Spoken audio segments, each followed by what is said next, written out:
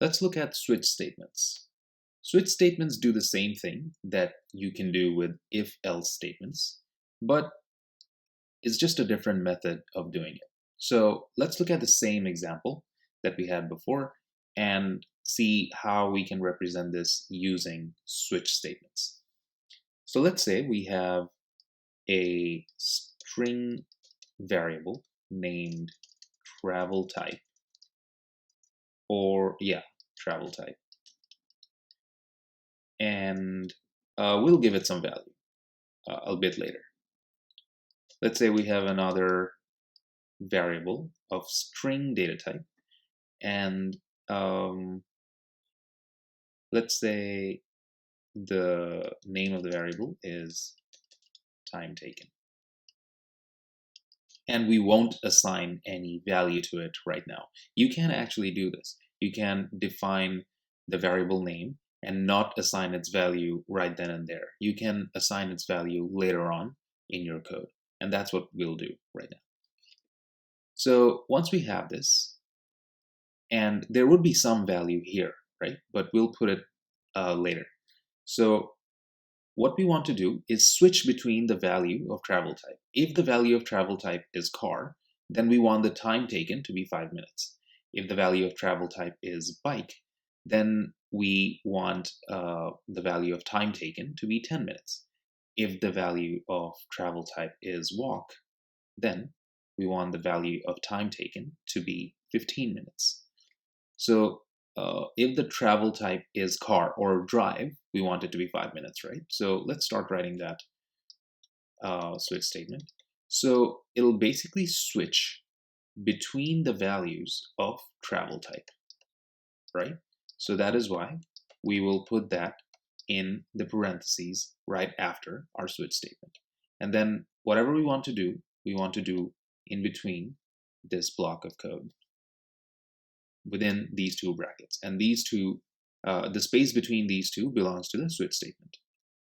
Great.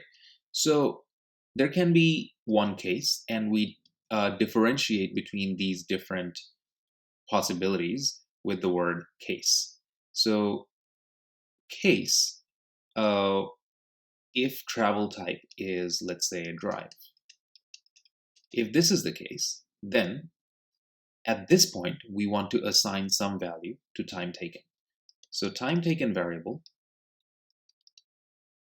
which is a string type variable, we want to assign its value to 5 minutes. And you see, since we define time taken to be string, whenever we are assigning its value, we want to put that inside the double quotation marks. Now, we'll have to write this keyword here named break, and why we need to do that, we'll explain a little bit later.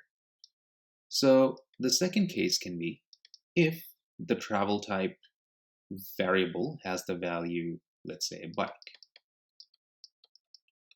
In that case, we want our time taken variable to have a value of 10 minutes.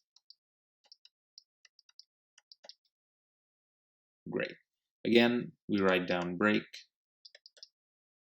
We can have a third case where the value of travel type can be walk. In that case, we want the time taken to be, let's say, 15 minutes, right? And then again, we say break. In the end, we have to define a default case. And in the default case, we don't know what the time taken would be. So let's just say we say unknown.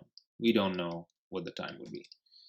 So the default case happens when the value of travel type is not drive, not bike, and not walk. It's something else. What if something else is the value of travel type? In that case, for this code, we would say we just don't know what the time taken would be. And then the code ends. After that, what we can do is we can just print out our time taken variable.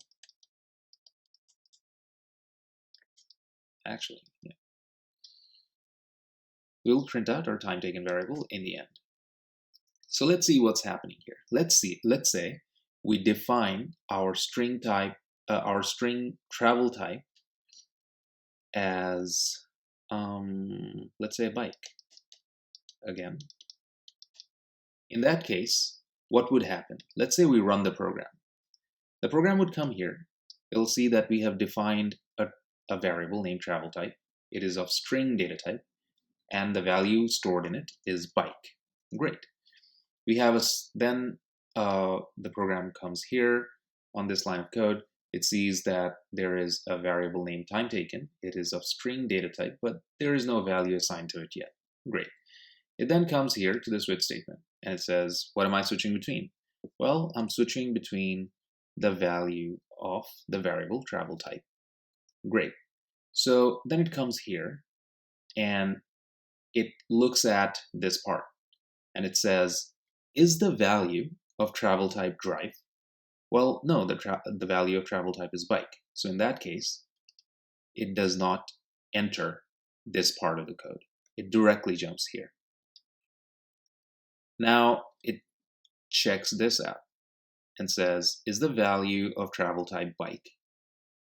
And it matches. So the value of travel type is bike. In that case, it enters this part of the code.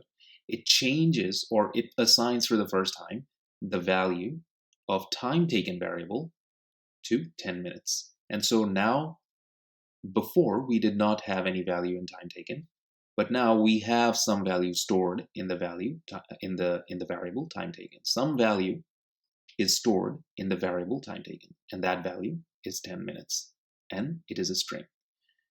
After that, it comes here, and this is what break does. Once the program encounters break, it exits the block that it is in. Now the block started here, and the block ended here. So when it encounters break, the program directly jumps here. So you see, because we defined the value of travel type to be bike, our time taken variable could get the value 10 minutes and not any of the other values. If we changed this value to walk, let's say, then the program would come here, see that this doesn't make sense. Come here, this doesn't make sense either. It would come here, see that walk actually is the same as the travel type variable's value, and then it'll execute this part only, and it'll break, come here, and it'll print out time taken. For this program, because we chose travel type to be bike, the value of time taken is 10 minutes. 10 minutes is the string that's stored in time taken because the program executed this part of the code, since the value of travel type was bike. In that case, this line would just print out the value of time taken, and we'll see in our output that this is printed. So you see, you could have done this with if-else statements as well, just like we did before, but this is another way of doing it, and this is called a switch statement.